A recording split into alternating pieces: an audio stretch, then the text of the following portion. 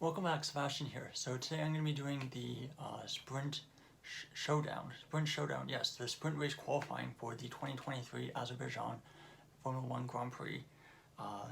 So obviously a bit of a different setup. I had to travel, but I'm still going to watch all the sessions and and do the video for everyone watching. So for Q1, it was medium tires for everyone, so that was the rule for the session. So Piastri stopped at turn 3. He just kind of went down the escape road but kept going. After the first runs, Leclerc, Verstappen, Sainz, Perez, and Hamilton were your top 5, and Piastri, Stroll, Alonso, Bottas, and Ocon were in the bottom 5. Now the reason that the two Aston Martins were in the bottom 5 was because they decided to do a double warm-up lap. So they set their first hot lap quite a bit after all the other cars. But they eventually went 3rd and 4th with those on that lap. So in the dying seconds of qualifying, while all the other cars were in the process of setting their final fast laps, Sargent hits the wall at turn 15 and he breaks the rear right suspension. So it looks like he just carried a bit too much speed in.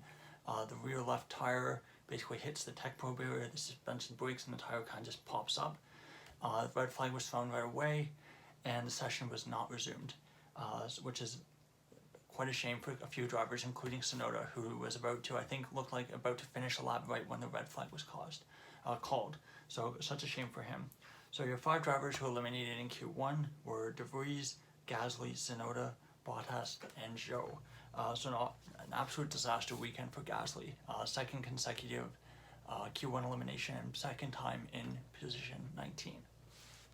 Just out of curiosity, your top 5 after Q1 were Leclerc, Verstappen, Hamilton, Sainz, and Russell.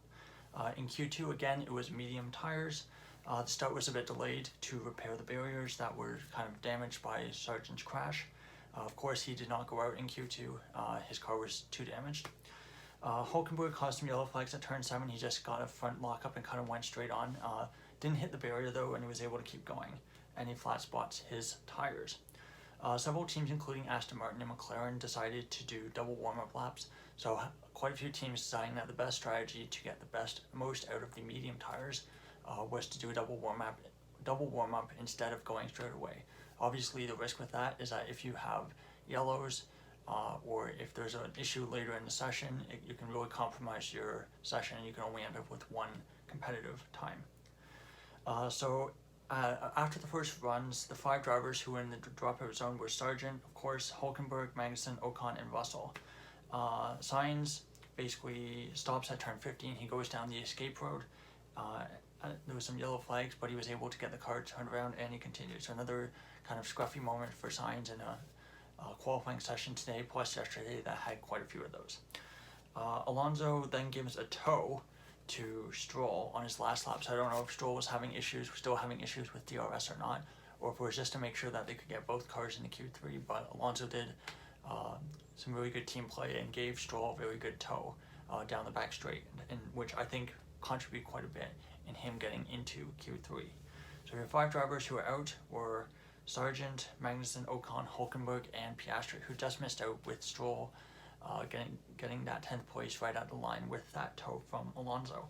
Your top 5 after Q2, again, not important, but still interesting to see who's top of all the sessions. Verstappen, Leclerc, Sainz, Perez, and Alonso. So into Q3 we go, and this is the only session today in today's qualifying where we use the soft tires. So the rule was that it had to be a new set of soft tires, which I think is kind of a bit silly, because it means that any driver that does not have any new soft tires yet cannot go in session, and that's exactly what happened today. So Lando Norris cannot run in the Q3 session because he did not have any soft tires left. I guess you could make an argument that it's all part of the strategy, that you have to kind of maximize your tires and not use them all up on the qualifying yesterday, and you have to be able to get the most out of each set of tires. So I can see the argument both ways. I still would prefer that they'd be allowed to use the U set. They're already at a big disadvantage having to start on a U set compared to a new set, but still let them set a time. So let's see. So after the first runs, Leclerc, Perez, Verstappen, Sainz, and Hamilton were the top 5. So about the same as all the other sessions. The second lap, so right before the final laps of qualifying. The cars were basically crawling around just to preserve their temperatures on their warm-up lap, which I noticed. Luckily, no one ran out of sequence, so there weren't any dangerous moments where a car was flying past another one where there was a massive speed delta. And then final laps, Leclerc's into the wall. So he basically gets a snap of oversteer going into turn 5, which is that corner turn where there's a big kind of change in the direction of the car, and he basically just gets a snap of oversteer, and correcting it, he basically just goes in the wall, and he breaks his front wing. Doesn't look like there's any suspension damage. I know Leclerc fans may have had flashbacks from Monaco 2021, but it looks like it's only front wing damage, which is generally pretty easy to replace. He should be good to go for the sprint.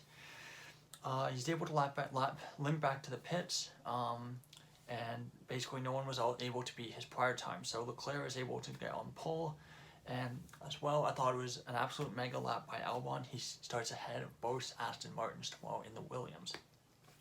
So pole position was Charles Leclerc, 141.697, which is, let's see, that's over a second slower than yesterday's time.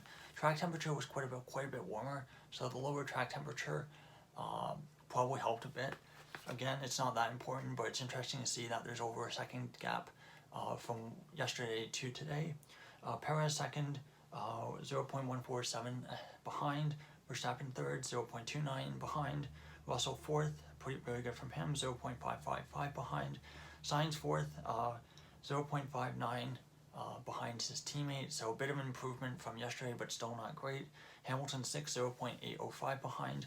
Seventh, Albon, absolutely mega lap from him. Probably the biggest surprise for me from qualifying, being able to out-qualify both Aston Martins. I don't know if they had issues, it's possible. And then Alonso, 1.313 seconds behind.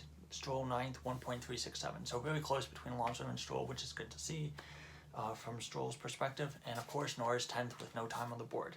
11th Piastri, 12th Hulkenberg, 13th Ocon, 14th Magnussen, 15th Sargent, 16th Zhou, 17th Bottas, 18th Tsunoda, 19th Gasly, and 20th Nick de Vries. So interesting as well, Gasly and de Vries, 19th and 20th, same positions as yesterday despite not crashing today.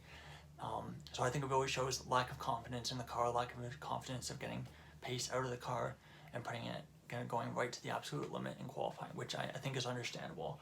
You know, if you're them, if you're either Gasly or Sargent, you just want to get the lap done. You just want to be able to get the car in one piece into the sprint later this afternoon. So that's all for the sprint shootout. I'll be back, of course, a bit later with the sprint, and of course with the Formula 2 sprint race in a couple hours' time. Thank you so much for watching. Who surprised you the most in this sprint qualifying session? Thank you so much for watching, and goodbye.